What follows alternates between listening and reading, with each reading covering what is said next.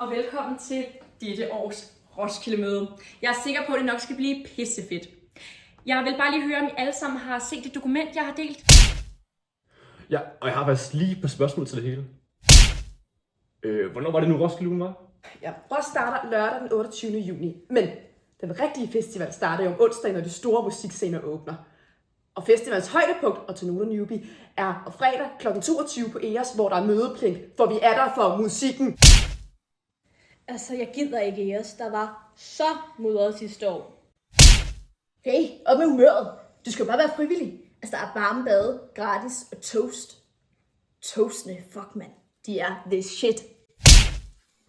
Nu synes jeg lige, det går lige lidt for hurtigt med den her planlægning. Skal vi ikke starte med det allervigtigste? Selvfølgelig. Alkoholen. Okay, det er så fint. Men vi skal lige have styr på alle de andre ting, vi skal med. Så, du havde alkohol med, jeg har gaffa, og jeg tænker lige, vi tager en runde på, hvem der har alle de andre ting med. Gummistøvler! Forbrug lev på steg. Alt godt til ganen. Soundbox og verdens vildeste playliste. Min billet. Stop! Vi skal altså også have skraldeposer med, og det er vigtigt, at vi har en til både skrald og en til dåser. Perfekt. Agurkebong.